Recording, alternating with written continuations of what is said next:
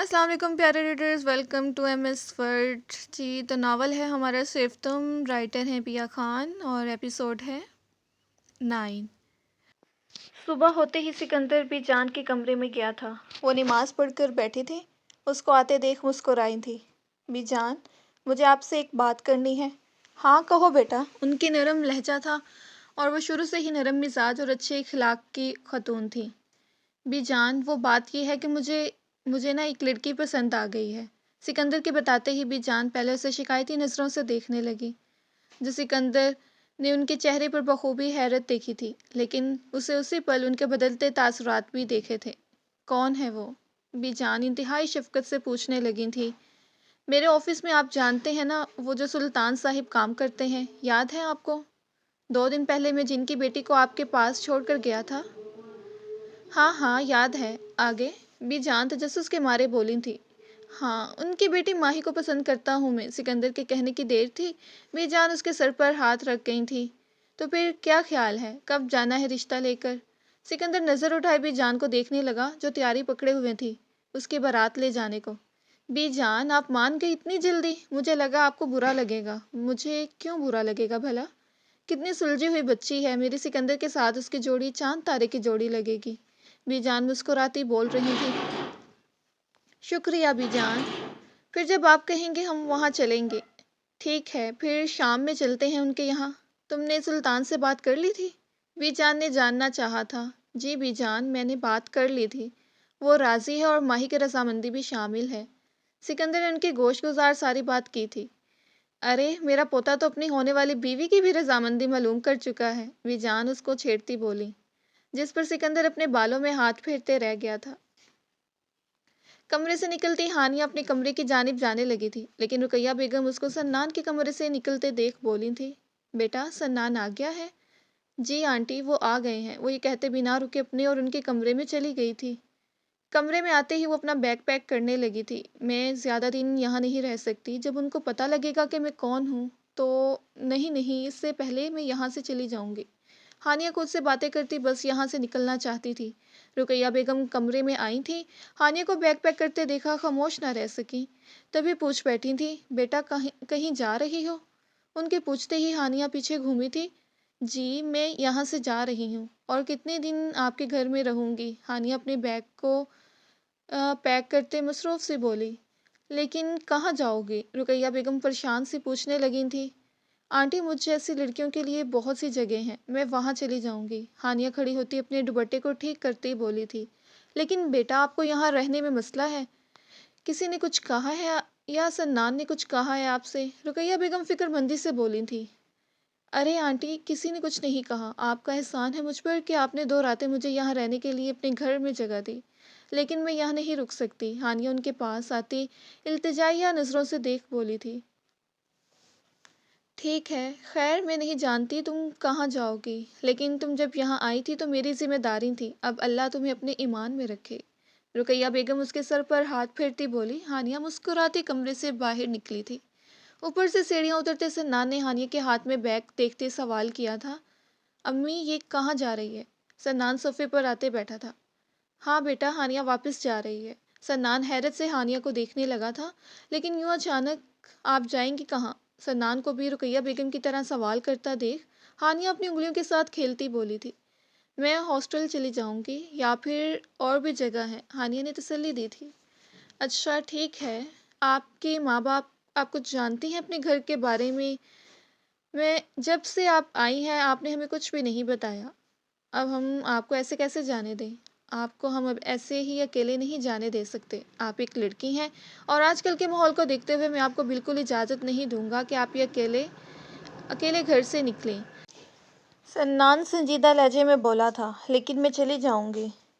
لیکن کہاں جائیں گی یہ بتائیں؟ رقیہ بیگم بھی اس کو سوالیہ نظروں سے دیکھنے لگی۔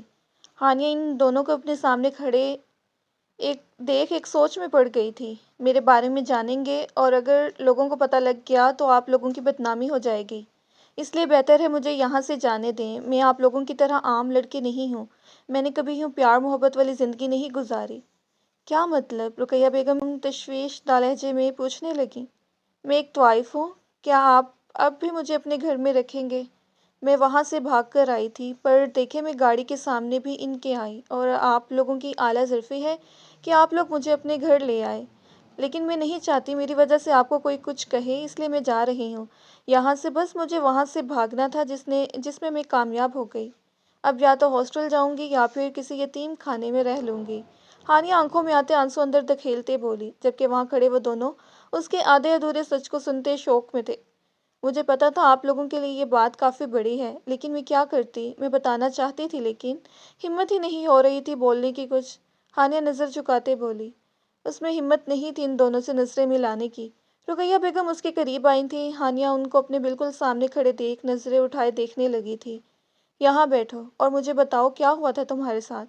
میں اتنی تنگ دماغ کی نہیں ہوں، میں جانتی ہوں تمہارے ساتھ کچھ ہوا ہے، ورنہ اگر تم چاہتی تو ضرور جھوٹ بول کر یہاں رہ سکتی تھی، لیکن تمہارے یہاں سے جانے کے فیصلے پر مجھے یقین ہو گیا ہے تم بہت معصوم ہو۔ رقیہ بیگم اس کے ساتھ صوفے پر بیٹھی تھی، جبکہ سنان بھی دور ہی صوفے پر بیٹھا تھا۔ میرا نام ہانیہ حیدر ہے، میں اپنے ماں باپ کی اکلوتی بیٹی تھی۔ ایک کار ایکسیڈنٹ میں میرے ماں باپ کو اللہ تعالیٰ نے اپنے پاس بلا لیا، تب میرے چاچا نے مجھے ایک کوٹھے پر بیچ دیا۔ چاچا شادی شدہ نہیں تھا، لیکن اس کی عادتیں بہت خراب تھیں۔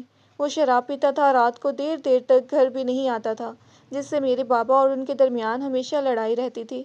بس پھر کیا تھا، بابا کے جاتے ہی ان کو گھر بیٹھ کر کوئی کھلانے والا نہیں تھا، انہوں نے مجھے بیچ دیا۔ سنان ضبط سے اس کی ساری باتیں سن رہا تھا۔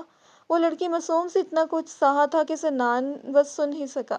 پھر مجھے وہاں عجیب کپڑے دیے گئے تھے کچھ عورتوں نے، میں نہیں پہننا چاہتی تھی ان کپڑوں کو، لیکن مجھے کہا گیا تھا تم بک چکی ہو اور مجھ پر، میرے وجود پر ان لوگوں کا حق ہے۔ عجیب عجیب لوگوں کے سامنے مجھے پیش کیا جاتا تھا۔ کل میری بولی لگائی جا رہی تھی ایک آدمی کے ساتھ، بس پھر مجھے وہاں سے بھاگنا تھا، مجھے نہیں رہنا تھا ایک ایک دلدل سے دوسرے دلدل میں۔ میں نے تو کبھی کسی کا برا بھی نہیں سوچا تھا، میں نے اتنی کوشش کی وہاں سے نکلنے کی لیکن نہیں نکل سکی۔ کل ایک اور لڑکی کو وہاں لایا گیا تھا، وہ بھی میری طرح وہاں آئی تھی، وہ بھی وہاں سے نکلنا چاہتی تھی۔ جب میرے جسم کے ایک ایک حصے کو وہاں بیٹھے گلیز لوگ دیکھتے تھے مجھے اتنی گھن آتی تھی، میرا بس نہیں چلتا تھا اپنے آپ کو نوچ ڈالوں۔ مجھے سب کہتے تھے میں ایک طوائف ہوں، وقت گزارنے کے لیے ہوں، لیکن میں کسی کے لیے بھی وقت گزار نہیں بننا چاہتی۔ میرے سر پر ایک ٹیگ لگ گیا ہے، وہ بھی طوائف کا۔ کل وہاں موجود ایک عورت میرے پاس آئی تھی اور کہہ رہی تھی میں تمہارے یہاں سے جانے میں مدد کروں گی۔ پہلے تو مجھے یقین نہیں آیا، لیکن پھر اس نے کہا وہ چاہتی تھی اس کی طرح باقی لڑکیاں یہاں اپنی پوری زندگی نہیں گزارے۔ انہوں نے مجھے اور میرے ساتھ ایک لڑکی کو وہاں سے باہر نکالا تھا، لیکن شاید ان لوگوں کو پتہ لگ گیا تھا تبھی ہمارے پیچھے اپنے لوگ بھیجے تھے۔ اور پھر وہ لڑکی کہاں ہے مجھے نہیں پتا، لیکن میں بھاگتے بھاگتے ان کی گاڑی کے سامنے آ گئی تھی۔ ہانیہ نے پوری روداد رقیہ بیگم اور سنان کو سنائی تھی۔ سنان لمبی لمبی سانس لیتے اس کو خاموش ہوتے دیکھ بولا، اگر امی آپ کی رضامندی ہو اس بات پر تو میں آپ سے ایک بات کہوں۔ سنان کے پوچھنے پر وہ بولی تھی، کہو بیٹا۔ میں سن رہی ہوں۔ ہانیہ ان دونوں کو دیکھنے لگی، وہ جانے کیا فیصلہ کرنے لگے تھے۔ میں ہانیہ سے شادی کرنا چاہتا ہوں، اسے اپنی عزت بنانا چاہتا ہوں۔ جہاں رقیہ بیگم اس کی بات سنتے ہوئے مسکرائی تھی، وہاں ہانیہ حیرت زدہ نظریں اس پر گاڑے اسے دیکھنے لگی تھی۔ لیکن میں، ہانیہ بھی کچھ کہتی کہ سنان بول اٹھا، امی کل سکندر یاد ہے نا، میرا دوست، اس کی مہندی ہے، تو میں چاہتا ہوں میرے دوست کے ساتھ ہی میری شادی بھی دھوم دھام سے کر دی جائے، تاکہ کسی کو بھی باتیں بنانے کا موقع نہ ملے۔ سنان کے اس بات سے بھی رقیہ بیگم اتفاق کرتی تھی۔ ہانیہ بیٹا کیا تمہیں کوئی اعتراض ہے؟ رقیہ بیگم اس کے پاس آتے پوچھنے لگی۔ ہانیہ جس کو سمجھ نہیں آ رہا تھا کیا جواب دے، لیکن رقیہ بیگم کا ہاتھ اپنے سر پر رکھتے دیکھ وہ وہاں سے سر ہلا گئی تھی۔ آخر اتنی محبت کرنے والے لوگ قسمت سے ہی ملتے ہیں، اور وہ ان کا کہا ٹال کر ان کو اداس نہیں کرنا چاہتی تھی۔ سکندر کو کال پر سنان نے ساری بات بتا دی تھی، ہانیہ سے متعلق۔ ہانیہ سے متعلق بھی سکندر سے کچھ چھپا نہیں تھا۔ سکندر کو بھی اپنے دوست کے اس فیصلے پر کوئی اعتراض نہیں تھا۔ شام میں ماہی کے گھر پر موجود بھی جان اور سکندر صوفے پر بیٹھے ہوئے تھے، جبکہ سکندر کی نظریں ادھر ادھر بھٹک رہی تھیں۔ یہ دوسری بار تھا جب وہ ماہی کے گھر آیا تھا، اور دوسری بار ہی اس کے گھر میں موجود وہ اس کو یوں ڈھونڈ رہا تھا۔ کچھ دیر بعد ماہی نیچے آئی تھی، لیکن چہرہ اب بھی چھپا ہوا تھا۔ سکندر کی مسکراہٹ گہری ہوئی تھی، وہ جانتا تھا جب تک وہ اس کی نگاہ میں نہیں آ جاتی ماہی سکندر کو اپنا چہرہ نہیں دکھائے گی۔ ماشاء اللہ، بہت ہی پیاری بچی ہے۔ ہاں تو سکندر نے ساری باتیں آپ سے پہلے ہی کر لی ہیں، تو کل مہندی ہوگی، اس کے بعد بارات اور ولیمہ بھی۔ جان فوراً مدعے کی بات پر آئی تھی۔ جیسا آپ کو ٹھیک لگے، سلطان صاحب بھی مسکراتے جواب دے رہے تھے، جبکہ بھی جان کے ساتھ ہی بیٹھی ماہی کے اوپر سکندر کی نظریں ماہی بخوبی محسوس کر سکتی تھی۔ کیا میں اکیلے میں بات کر لوں ماہی سے؟ سکندر نے سلطان کو دیکھتے پوچھا تھا۔ سلطان صاحب ماہی کو دیکھنے لگے، پھر کچھ رک کر بولے، ٹھیک ہے ماہی بیٹا جاؤ۔ سکندر اور ماہی کو اکیلے بھیجنے کا مقصد سلطان صاحب کا یہ تھا کہ ماہی اس کو سمجھنے کی کوشش کرے، ورنہ وہ جتنی جھجکتی ہے کبھی بھی سکندر کے ساتھ خود کو مضبوط محسوس نہیں کرے گی۔ جاری ہے۔